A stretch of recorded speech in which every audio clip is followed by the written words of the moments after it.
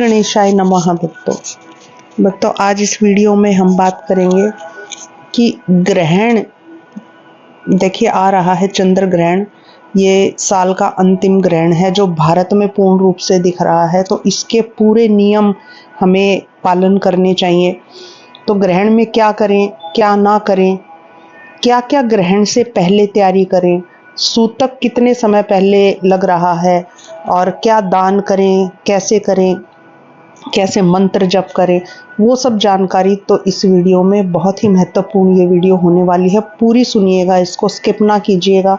और मेरी प्रार्थना है आप लोगों से कि आप कमेंट अवश्य करें और इस वीडियो को ज़्यादा से ज़्यादा शेयर करें। भक्तों जितना हो सके आप शेयर करें इसको। तो आइए चलते हैं। देखिए ग्रहण को बहुत सारे लोग मानते हैं कि मन में ही माना जाता है कि हाँ ग्रहण आ रहा है तो ये ठीक नहीं होता है। जो लोग तंत्र विद्या करते हैं वो लोग बहुत प्रसन्न होते हैं, जो लोग भक्त हैं वो लोग प्रसन्न होते हैं, क्योंकि भक्तों देखिए तंत्र विद्या करने से उनकी विद्या सफल हो जाती है। जो लोग जप करते हैं तो गृहस्थों को भी ये बहुत ही ध्यान देने योग्य बात है कि ग्रहण के समय को आप जाने ना दें। ग्रहण आ रहा है तो उसमें जप करें भक्तों। क्यों करें? क्योंकि हर रोज जितनी आप पूजा पाठ करते हैं, जो नाम जप करते हैं, मंत्र जप आप करते हैं, तो ग्रहण के समय में लाख गुना ज्यादा उसका जो है फल मिलता है आपको। ये पक्की बात है, जो शास्त्रों में लिखा है मैं आपको वो बता रही हूँ। शास्त्र सम्मत बात मैं आपको कह रही हूँ, ये हमेशा ही मैं आपको बोलती हूँ, लाख गुना आपको फल मिलेगा। तो देखिए ये जो चंद्र ग्रहण पड़ रहा है, ये पड़ रहा है 7 सितंबर, पूर्णिमा तिथि है भक्तों। उसी दिन से ही श्राद्ध आरंभ हो रहे हैं, पंचक आरंभ हो रहा है और ग्रहण भी रात्रि को लग रहा है। तो ग्रहण से पहले भक्तों सूतक लगता है। अब देखिए कुछ लोग जानते हैं सूतक, कुछ नहीं जानते हैं। तो सूतक क्या होता है? जैसे अग्नि का कोई गोला है और वो हमारे पास आ रहा है, इसी तरह से ग्रहण का समय जब जब पास आने लगता है तो 3 प्रहर पहले उसका असर हमारे ऊपर हो जाता है। यानी कि चंद्र ग्रहण 9 घंटे पहले से सूतक लग जाएगा। जैसे जैसे मान लो मैं समझा रही थी आपको, गोला हमारे नजदीक आता है तो जितना दूर होगा तो हमें कम ताप लगेगा। जैसे जैसे वो नजदीक आता जाएगा तो वो ताप जो है हमें महसूस होना बढ़ जाता है, उसका ताप का असर। तो उस तरह से ही ग्रहण हमारे पास जैसे जैसे ग्रहण का समय आता जाएगा भक्तों, तो वो चीज बढ़नी शुरू हो जाती है। और जब ग्रहण लगता है तो उसमें क्या करना है क्या नहीं वो आगे हम सुनेंगे। तो इस तरह से सूतक आरंभ हो जाता है भक्तों। तो सूतक आरंभ होगा 12:19 दोपहर में, बहुत ध्यानपूर्वक सुनिएगा। और रात्रि में जो ग्रहण आरंभ हो रहा है वो हो रहा है 9:57 से 1:26 रात्रि तक ग्रहण रहेगा। पूरा 3 घंटे 28 मिनट का पूर्ण चंद्र ग्रहण जो है वो भारत में रहने वाला है भक्तों। तो इसका पूर्ण रूप से आपको पालन करना है। तो और क्या करनी है? देखिए अब आती है बात सूतक की। दिन से हम प्रारंभ करते हैं कि क्या करें। पूर्णिमा का, अब जैसे मैंने बताया कि आपको श्राद्ध पक्ष भी आरंभ हो रहा है।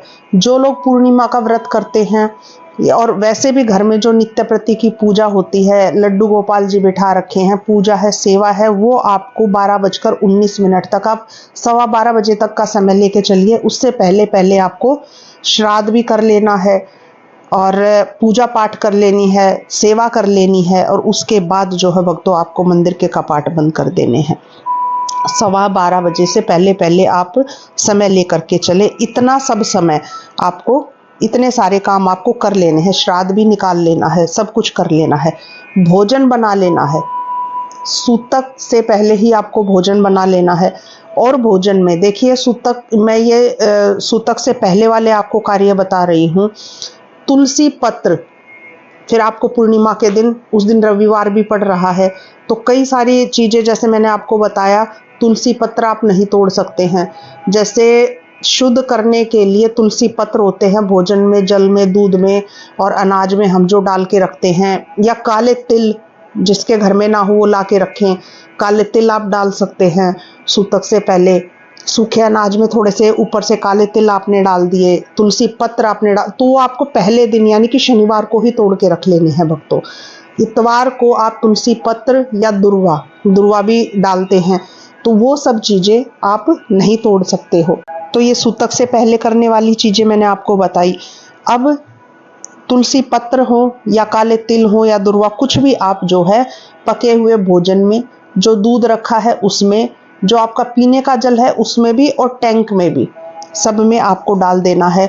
सूखे अनाज में आपको ऊपर से डाल देने हैं 1-2 तुलसी पत्र, या वो जो पैकेट बंद चीजें हैं उनका हम कुछ कर नहीं सकते हैं, उनको हम खोल नहीं सकते हैं, तो उनके ऊपर रख सकते हैं एक दल या थोड़े से काले तिल आपने बुरक के छोड़ दिए। इस तरह से आपको भक्तों सूतक से पहले ये करने वाली चीजें हो गई। अब आ गया ग्रहण का समय। ग्रहण के समय में भक्तों आपको जो सूतक में, हाँ एक चीज और, मंदिर में आपको एक पात्र में जल रख लेना है जिसमें थोड़ा सा गंगा जल मिला ले, और वस्त्र आपको अपने अलग से अलमारी में से निकाल के अपना तौलिया, अपने वस्त्र अलग से रख लेने हैं, क्योंकि ग्रहण से पहले भी स्नान होता है और ग्रहण के बाद भी भक्तों स्नान होता है।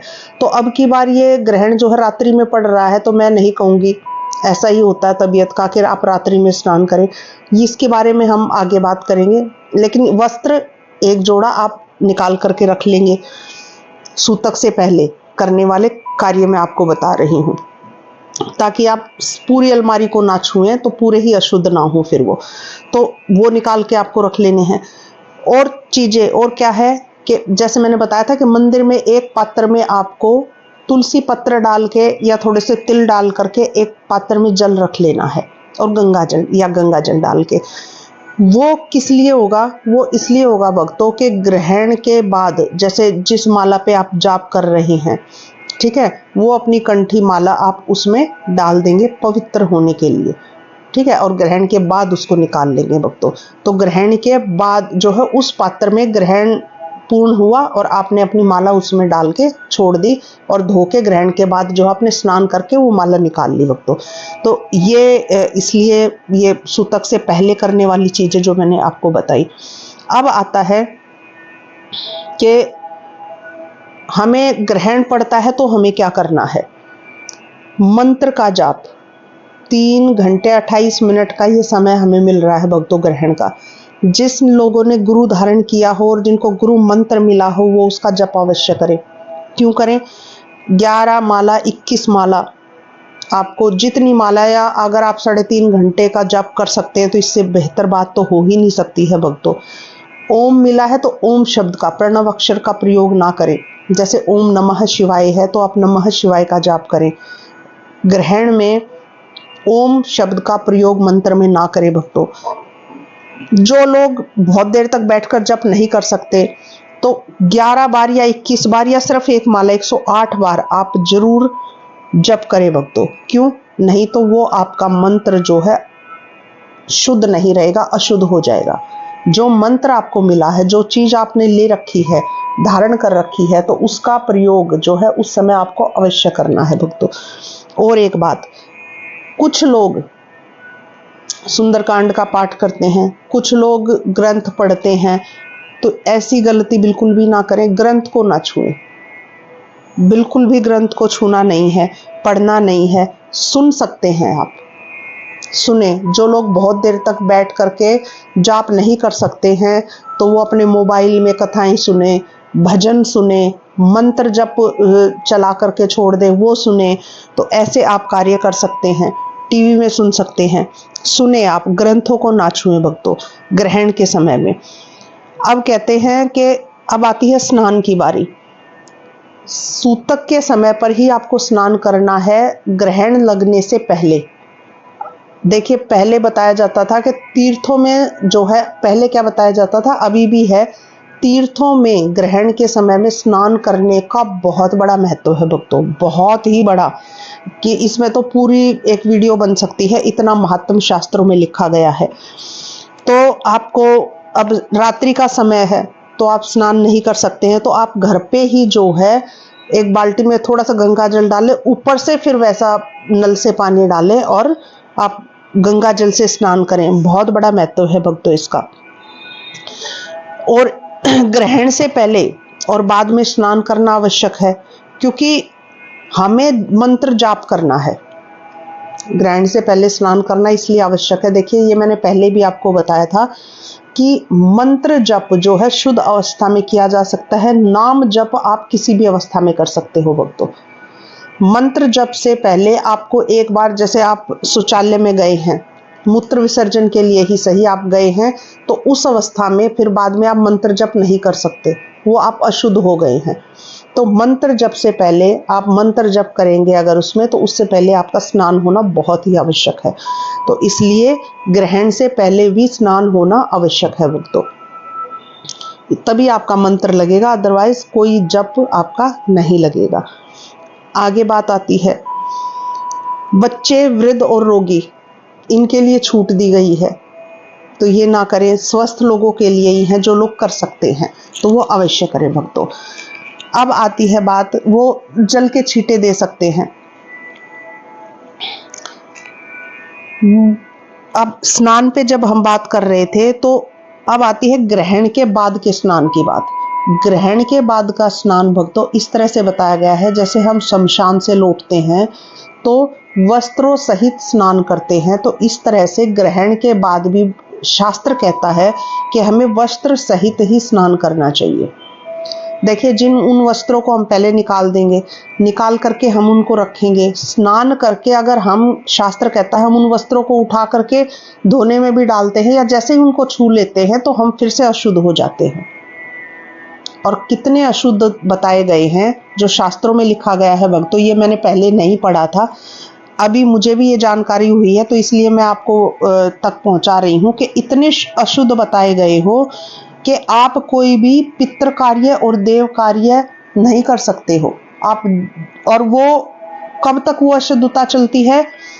तब तक चलती है जो लोग स्नान के, जो है ग्रहण के बाद स्नान नहीं करते हैं, वो अशुद्ध माने गए हैं। और कब तक? जब तक दूसरा ग्रहण नहीं आ जाता, तब तक वो अशुद्ध अवस्था में ही भक्तों रहते हैं, सूतकी ही माने जाते हैं वो लोग। तो उनके, वो बेशक से कोई पितृ कार्य करे, देव करे, यज्ञ करे, हवन करे, उनका कोई फल उनको नहीं मिलेगा भक्तों। हाँ, स्नान में स्त्रियों को छूट दी गई है कि वो बाल नहीं धो सकते, बाल ना धोएं, क्योंकि इस दिन बाल धोना, कपड़े धोना, मतलब किसी चीज को निचोड़ना, वो वर्जित माना गया है। तो इसलिए स्त्रियों को छूट है कि वो स्नान कर सकती हैं, जरूरी नहीं है कि उनको सर ही धोना पड़ेगा, ये स्त्रियों के लिए छूट दी गई है, शास्त्र कहता है भक्तों। अब भोजन की बात आती है, ये स्नान हो गया हमारा। भोजन में जो है, आप वैसे तो कहते हैं कि सूतक से पहले का भोजन ही बताया गया है, करें, उसके बाद भोजन अशुद्ध हो जाता है। तो जैसे मैंने आपको बताया कि अपने पके हुए, अब जिसके घर में छोटे बच्चे हैं वो दूध पिएंगे, ठीक है, वृद्ध हैं या रोगी हैं, उनको समय पे दवाइयाँ लेनी है तो वो भोजन भी करेंगे। तो बच्चों के लिए, रोगी के लिए, वृद्धों के लिए बताया गया है कि ग्रहण के 3 पहर का नहीं, सिर्फ 1.5 पहर पहले तक आप भोजन कर सकते हो। और वो भोजन जिसमें या तो काले तिल पड़े हो, सूतक लगने से पहले ही भोजन बना के आपको उसमें या तो तुलसी पत्र डाल दो भक्तों, मैं तुलसी पत्र ही प्रयोग करती हूँ, लेकिन शास्त्र में दुर्वा का भी और काले तिल का भी बताया गया है कि वो आप डालें, और तुलसी पत्र बताया गया है, ये तीनों ही चीजें बोली गई हैं भक्तों। तो भोजन पका करके पीने वाले जल में, दूध में, उसमें जिसमें पड़ा हो, वो भोजन आप कर सकते हो ग्रहण से 1.5 पहर पहले तक, यानी कि 4.5 घंटे, जिस समय ग्रहण लग रहा है उसके 4.5 घंटे पहले तक आप भोजन कर लीजिएगा। ग्रहण के समय पे, जब ग्रहण शुरू हो जाए भक्तों, बिल्कुल भी क्या नहीं करना चाहिए, देखिए जो बिल्कुल वर्जित है, सोच ना करें। पानी ग्रहण से 1 घंटे पहले तक ही पिए, ताकि आपको मल मूत्र त्याग करने के लिए ना जाना पड़े। मल भी और मूत्र भी बहुत ध्यानपूर्वक सुनिएगा, जब ग्रहण शुरू हो तो आप त्याग ना करें। स्त्री से पुरुष जो है वो संबंध ना करे। और क्या नहीं करना चाहिए? सोना नहीं चाहिए, भोजन नहीं करना चाहिए जिस समय ग्रहण चल रहा हो, बिल्कुल भी नहीं करना चाहिए। ये चीजें एकदम वर्जित बताई गई हैं भक्तों। मल मूत्र त्याग करना, सोना, भोजन करना, ताला खोलना या बंद करना, ये चीजें एकदम से वर्जित बताई गई हैं। उस दिन पूरा दिन कपड़े ना धोए, बाल ना धोए, तो हमें पूर्णिमा के दिन, उस दिन पूरा दिन जो है बाल नहीं धोने हैं, पूरा दिन ही हमें, और कपड़े भी नहीं धोने हैं भक्तों। कपड़ों के लिए तो ये बताया गया है कि सूतक लगने से पहले ही, अगर हमने पहले दिन कपड़े धो के डाले हुए हैं तार पे, तो सूतक लगने से पहले ही वो कपड़े हमें उतार के अंदर रख लेने हैं। अगर वो बाहर सूतक के समय भी अगर वो कपड़े रह जाते हैं तो अशुद्ध हैं भक्तों, उनको अपनी अलमारी में दूसरे कपड़ों से ना छुआएं, उनको दोबारा ही आपको धोना पड़ेगा भक्तों। अब आती है बात गर्भवती स्त्रियों की। गर्भवती स्त्रियां जो है वो ग्रहण के समय, सूतक के समय लोहे की किसी भी चीज को ना छुएं, धारदार किसी भी चीज को ना छुएं, चाकू, छुरी, इवन की सुई तक, ऐसी किसी चीज को ना छुए, ना ताला बंद करें ना ताला खोले, सिर्फ और सिर्फ भोजन ना करें ग्रहण के समय पे। हाँ, भोजन कर सकते हैं वो 4.5 घंटे पहले तक, उनको भी यही छूट दी गई है। बच्चों, वृद्धों, रोगी की जो है वो गर्भस्थ, क्योंकि उनके गर्भ में बालक है भक्तों, तो भूखा भी नहीं रह सकते हैं, तो वो 1.5 पहर से पहले तक ग्रहण के आप वो भी भोजन कर सकते हैं। अब आती है बात कि वो क्या करें, सिर्फ भगवान के नाम का जप करें या सुने, कथाएं सुने, भजन सुने, जैसे मैंने आपको बताया है, ग्रंथ ना छुएं, पढ़ नहीं सकते हैं, तो ये सब चीजें करें, भगवान के नाम का जाप करें। और गर्भवती स्त्री के जो है परिवार को चाहिए कि उनके ऊपर से जो है ग्रहण खत्म होने पर उनके ऊपर से कोई भी चीज, पहले तो हमारी माताएं क्या करती थी कि गुड़ वार के रख देती थी, या बड़े बड़े जो पताशे होते थे वो वार के रख देती थी, उनके ऊपर से वार के और फिर वो बांट दिए जाते थे भक्तों। दान बहुत ज्यादा किया जाता था और उससे उनका जो है पूरा भार उतर जाता था सर। तो वो अभी भी लागू होता भक्तों, अभी भी करना चाहिए। देखिए, शास्त्र कहता है कि ग्रहण के समय में किया गया जप, तप, ध्यान, तर्पण और दान लाख गुना हो जाता है। और भी एक बहुत महत्वपूर्ण बात मैं आप बताऊंगी, ध्यान से सुनिएगा। देखिए, अगर गंगा किनारे, जैसे मैंने आपको बोला था कि तीर्थों में जा करके या गंगा नदी के घाट पे जा करके उनके नहा स्नान करके वहां पर किया गया मंत्र लाख नहीं भक्तों करोड़ों गुना फल देता है। तो इसलिए जब आप घर पे जप करें तो एक पात्र में जो है थोड़ा सा गंगा जल डाल करके रख लें और फिर आप जप करें, तो वो करोड़ों गुना आपको फल मिलेगा। घर में ही आप ये जो है फल प्राप्त कर सकते हैं। ग्रहण जब जिस समय पे चल रहा हो, दान कैसे करेंगे, आप उस वक्त अनाज अलग से निकाल दें। ग्रहण चलते हुए की बात हो रही है भक्तों, ये ग्रहण के समय पे ही करना है आपको। अनाज का बहुत, अन्न का दान का बहुत बड़ा महत्व है भक्तों। अन्न दान, वस्त्र दान, उसी समय पे वस्त्र निकाल करके रखें कि ये दान, और उसका संकल्प ले, उसके ऊपर दक्षिणा जरूर रखें। दक्षिणा रख करके अन्न, वस्त्र को जो है दक्षिणा, और उनके ऊपर दक्षिणा रख करके संकल्प लें कि ये जो है मैं अपने ग्रहण का दान कर रही हूँ, ग्रहण के समय में जो है वो दान कर रही हूँ। और उसका फल भक्तों बहुत ही जो है गर्भवती स्त्री है उससे छुआ ले, अपने बच्चों से छुआ ले, तो वो सबके नाम का फिर दान हो जाता है भक्तों। करके उसको संकल्प लेके कि ये दान के लिए है, और उसको अगले दिन सुबह जब आप दान कर सकते हैं। गौशाला में आप चारा दान कर सकते हैं, उसके निमित्त आप कुछ भी धनराशि आप निकाल करके रख सकते हैं, ये संकल्प लेके कि ये मेरे गौशाला के गौओं के चारे के लिए है, ये कर सकते हैं आप। देखिए, इस दिन किया हुआ, ग्रहण के समय पे किया हुआ दान अक्षय दान होता है, वो क्षय नहीं होता। इस दान को कभी भी क्षय नहीं होता। एक और बहुत जरूरी चीज है भक्तों, ग्रहण के दिन दूसरे के घर का अन्न नहीं खाना है। देख, किसी ने भंडारा किया हो, किसी ने चाय प्रसाद या पानी का प्रसाद या रूह अफ़ज़ा प्रसाद कुछ भी रख दिया हो, पद्म पुराण कहती है कि ग्रहण के दिन किसी के घर का खाया हुआ अन्न या किसी का दान किया हुआ अन्न खाने से 12 वर्षों का आपका पुण्य, तप, जप नष्ट हो जाता है। ये पुराण में लिखा हुआ है, शास्त्रों में वर्णित बात मैं आपको बता रही हूँ भक्तों। हाँ, किनको दे सकते हैं, फिर आप कहेंगे कि हम दान देंगे तो हम उनको गलत कर रहे हैं। नहीं, जो जरूरतमंद है, जैसे गरीब हैं, शास्त्र कह रहा है ये गऊ हैं, गऊओं को चारा आप ब्राह्मणों को, इनको आप दान देंगे तो वो उनको फलेगा, उनको नहीं लगेगा। लेकिन जैसे हम लोग हैं, गृहस्थ लोग हैं, जो दान कर सकते हैं, कम या ज़्यादा वो कोई मैटर नहीं करता है, तो उन लोगों को जो है, गृहस्थों को दूसरे के घर का जो है अन्न नहीं ग्रहण करना है ग्रहण वाले दिन, बिल्कुल भी नहीं करना है, नहीं तो शास्त्र कहता 12 वर्षों का पुण्य नाश हो जाता है भक्तों। ये बहुत ध्यानपूर्वक दे। इस दिन और क्या कर सकते हैं दान के लिए? पक्षियों के लिए दाना, कि ये मैं अगले दिन सुबह जो है पक्षियों को डाल दूंगी, पक्षियों के लिए दाना निकाल दें, उसका संकल्प ले लें। उससे क्या होएगा? बहुत पुण्य फल मिलता है भक्तों। बेजुबान है वो, जैसे मैंने कहा था गऊओं के लिए चारा। और क्या करें? देखिए 100 यज्ञ करने का फल आप कैसे प्राप्त कर सकते हैं उस दिन? बहुत बड़ा पुण्य फल है, ग्रहण को आप ऐसे ही नहीं जाने दे सकते भक्तों।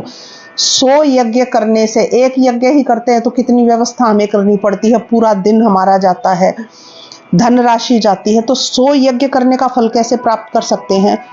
मात्र इतना आसान है, तीर्थों का और पवित्र नदियों का स्मरण करें, सिर्फ याद करें। काशी, वृंदावन, अयोध्या, हरिद्वार तीर्थों के नाम ले भक्तों, उनके अपने मन में जो है एक तस्वीर बनाएं, उनको स्मरण करें, याद करें अच्छे भाव के साथ। गंगा नदी, गोदावरी नदी, इस तरह से नर्मदा नदी, इस तरह से यमुना माता, इस तरह से गंगा मैया, इस तरह से पवित्र नदियों का स्मरण करें। स्मरण मात्र से भाव रख करके भक्तों आपको 100 यज्ञों का फल, ये शास्त्र कह रहा है। और कहते हैं कि दर्शन से तो समस्त पाप नष्ट हो जाते हैं। अब तक आपके जीवन में छोटे बड़े जितने भी पाप आए हैं, अगर आप ग्रहण के दिन, अभी तो रात्रि में पड़ रहा है, अगर कोई चला जाता है तो दर्शन तो आप कर ही सकते हैं रात्रि को भी, तो दर्शन से तो समस्त पाप नष्ट हो जाते हैं भक्तों, पवित्र नदियों के दर्शन से या तीर्थों के दर्शन से भक्तों। और जैसे मैंने स्नान का जब आपको बताया था, गंगा जल से स्नान, गंगा नदी में स्नान करने से, गंगा जल से स्नान करने से अश्वमेघ यज्ञ का फल मिलता है भक्तों। कितना मुश्किल है अश्वमेघ यज्ञ करना। तो इस दिन इसलिए मैं कहती हूँ कि ग्रहण से पहले वाला जब सूतक के समय पे आप स्नान करेंगे तो गंगा जल डाल के अवश्य करें, अश्वमेघ यज्ञ का फल मिलेगा भक्तों। ग्रहण के समय में कोई भी मांगलिक कार्य नहीं करना चाहिए या कोई नया कार्य नहीं करना चाहिए भक्तों। कुछ भी चीज की खरीद फरोख्त या कोई नया कार्य, मांगलिक कार्य उस समय पर बिल्कुल भी ना करें, वर्जित है। अब बोला गया है कि ग्रहण काल में श्राद्ध करने से समस्त पृथ्वी के दान का फल मिलता है। अब आप कहोगे ग्रहण तो रात्रि में है तो उसमें श्राद्ध कैसे करें? मैं नहीं कह रही भक्तों, भगवान विष्णु कहते हैं कि देखिए, एक तो जो से मैंने पहली लाइन बोली समस्त पृथ्वी दान का, अब पृथ्वी पर क्या क्या है, कितने खनिज लवण है, कितना जल है, कितने घर हैं, इतना दान तो आप सोच भी नहीं सकते हो। तो कितना एक आसान सी चीज है ये ग्रहण के समय में श्राद्ध करने का। आपको अटपटा लगेगा कि रात्रि के समय श्राद्ध कौन करता है, मैं नहीं कहती हूँ, मैंने भी शास्त्र से ही लिया है ये चीज। भगवान विष्णु कहते हैं कि जो इस समय श्राद्ध करते हैं वो तब तक स्वर्ग में वास करते हैं वो मनुष्य, तब तक जब तक सूर्य चंद्रमा का अस्तित्व है। जब तक सूर्य चंद्रमा रहेंगे तब तक आप स्वर्ग में वास करोगे। ग्रहण के समय में, चाहे चंद्र ग्रहण हो या सूर्य ग्रहण हो, कोई भी ग्रहण, ग्रहण के समय में श्राद्ध तर्पण करने से भक्तों। तो कैसे करें? इसमें कहा गया है कि इसमें पके अन्न से श्राद्ध नहीं करना, आपको साफ साफ शास्त्र में लिखा हुआ है। कैसे करना है?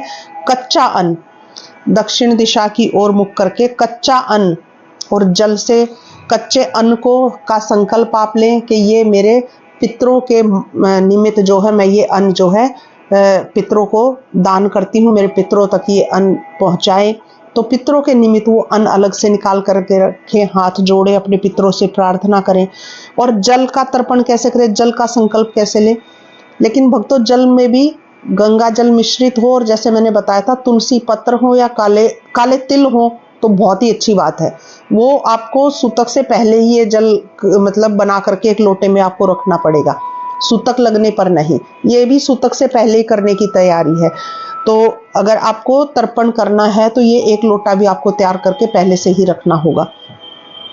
तो भक्तों ये जल से आप नीचे एक पात्र रख लें कोई तांबे का पात्र हो या परात है या बड़ा सा कटोरा है वो रख ले। और तर्पण कैसे होता है, देखिए सूर्य भगवान को जल देते हैं तो हम दोनों हाथों के बीच में लोटा लेके और जल चढ़ाते हैं, लेकिन पितरों का जो तर्पण होता है वो होता है अपना अंगूठा और अंगूठे के साथ वाली जो उंगली है उसके बीच में जो जगह है वहां से जो है तर्पण होता है। तो उधर उस जगह पर लोटे का मुख लगा करके और आप उस पात्र में जो है तर्पण करें दक्षिण दिशा की ओर। तो ये जो है जल छोड़े और वो नीचे नहीं गिरना चाहिए, जैसे मैंने बोला नीचे एक पात्र रख के आप दक्षिण दिशा की ओर मुख करके ऐसे जल अपने पितरों के निमित्त दें और उस जल को जो है सुबह पीपल के पेड़ के नीचे जो है सींच दें सुबह उठ के। तो ये आपका तर्पण हो जाएगा अपने पितरों के लिए भक्तों। बहुत ही जो है पवित्र कार्य, इससे बड़ा तो और आपको क्या ही चाहिएगा, इतना फल आपको मिल रहा है इस जो है श्राद्धों में करने के लिए। तो ये अवश्य करें, भगवान के नाम का जाप अवश्य करें। मेरी इस वीडियो को ज़्यादा से ज़्यादा शेयर करें। बोलिए जय जय श्री कृष्णा, जय जय श्री राधे भक्तों।